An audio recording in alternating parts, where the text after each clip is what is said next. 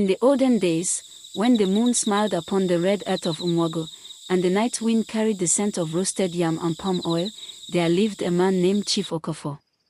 He was one of the richest men in the village. His barns overflowed with yam, his cattle grazed freely, and his words carried weight in every meeting of the elders. He had one wife, Mama Amoka, and together they had 3 beautiful daughters, Amoka, Ozioma, and Chidima. The girls were as radiant as morning dew and as obedient as the chief's household demanded. Yet, in all his wealth and happiness, Chief Okafor's heart was restless. Every time he sat among other men, they would boast about their sons, how their boys would inherit their titles, carry their names, and pour libation for their spirits after death. And each time, Chief Okafor would bow his head in silence, shame gnawing at his pride. One evening, after a gathering of elders, he came home with a decision. A man without a son, he said firmly, is a man without a legacy. Mama Amoka begged him, her knees to the floor. My husband, the gods give as they please. Our daughters will honor your name. But Chief Okafor's mind was made up. Within moons, he married a second wife, Nena, a young woman from a faraway village. The compound changed after that. Whispers replaced laughter, and the daughters who once played freely now kept to themselves. Months later, Nene conceived. And when she gave birth to a baby boy, the drums of Umwago did not rest for 7 days. The gods have remembered me. Chief Okafor shouted, his chest swelling with pride. He named the boy Obina, meaning father's heart. He slaughtered goats and cows. He danced barefoot in the village square, wine gourd in hand. For the first time in years, he laughed from his belly. From that moment, Chief Okafor's eyes no longer saw his daughters. When he entered the house, he carried only Obina in his arms. When he went to the farm, Obina sat on his shoulders. When he returned from the market, the best of his goods went to Nena and her son. If meat was shared, Obina's portion was triple. If new clothes were bought, the girls received leftovers, while the boy wore the finest. Mama Amoka said nothing. She smiled through pain and poured all her love into her daughters. But love could not fill the holes that rejection left in the hearts of Amoka and Ozioma. With each passing year, bitterness took root, small at first, then spreading like poison through a river. Chidinma, the youngest, remained gentle. She would often whisper, "Let us not envy our brother. He is just a child." But her sisters only hissed, "You are still a baby, Chidinma. You know nothing about pain." They spoke in whispers now, always away from their mother. Sometimes, Chidinma would walk in on them, murmuring things she didn't fully understand, words filled with anger and hatred toward their stepmother and little brother. She wanted to tell Mama Amoka, but she was afraid. She was just a girl, and had no proof of what she heard. Time moved like a lazy river. Obina grew into a bright, playful boy of about 10, loved by the villagers, praised by elders. His laughter echoed through the compound like a bird's song. Chief Okafor saw him as a prince, a symbol of his manhood. But to his sisters, that laughter was a thorn. It mocked them. It reminded them of how invisible they had become. And in the dark corners of their hearts, the seed of evil ripened. One quiet afternoon, when the sun hung low and the cicadas hummed, the 2 sisters sat under the old Udola tree behind the compound. Their words were whispers, but their hearts were loud. Ozioma's voice trembled, but not with fear. "He took our father's love from us." Amoka's lips curved into a bitter smile. "And he will pay for it." They spoke in low tones, their plan forming like a shadow, a plan so wicked that even the wind seemed to pause as it passed. The next morning, Obina was playing in the compound, chasing a small calf toy his father had given him. The 2 sisters called out gently. "Obina, come with us," Amoka said softly. "We found something near the big mango tree, a strange bird's nest with shiny beads inside. Maybe the gods dropped it there." Obina's eyes lit up. "Truly? I want to see. Come then, Ozioma smiled. But don't tell anyone. Let it be our little secret. The boy nodded eagerly and followed them down the narrow bush path that led beyond the farms, toward the part of the forest people rarely entered. The air grew still. Even the birds stopped singing. When they reached a lonely clearing near the edge of the forbidden river, Obina ran ahead, searching the ground. "Where is it?" he asked, turning to his sisters. They looked at each other. Then, without hesitation, they pushed him. The boy fell with a sharp cry, his hands flailing in the air before the dark water swallowed him whole. For a moment, silence. Then Ozioma began to laugh, cold, wicked laughter that echoed across the trees. "The mighty son of Chief Okafor," she sneered. "Let the gods have him now." Amoka stood beside her, her chest rising and falling. She didn't flinch, didn't cry. "Now Father will know the pain he gave us." And together, they turned and walked away, their faces hard as stone. But what they didn't know was that the forbidden river belonged to the gods, and no mortal's blood could sink there without the heavens taking notice.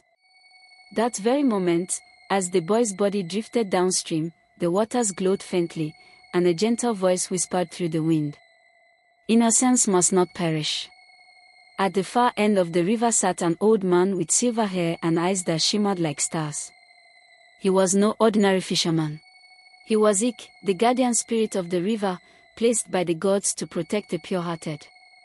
He had not fished there in years, for no man dared touch the forbidden water. But on this day, his hands moved by unseen power. His net caught the small body of Obina, and with careful strength, he pulled him to the shore. He laid the boy gently on the sand, pressed his chest, and whispered ancient words.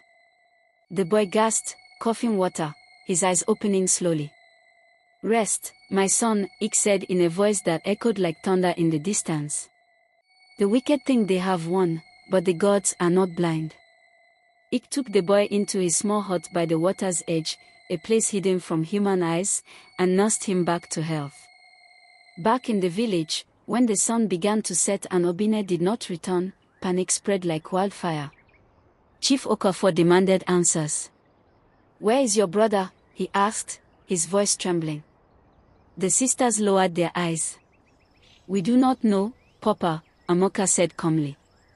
"He was playing outside. Then we didn't see him again."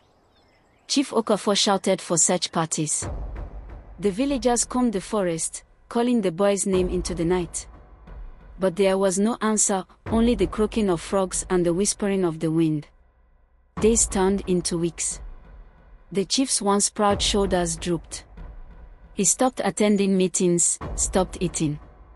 He grew thin and broken. Nene wailed every morning until her voice cracked. Mama Amoka wept silently, holding her youngest daughter close. But little Chidinma, she did not only cry, she prayed.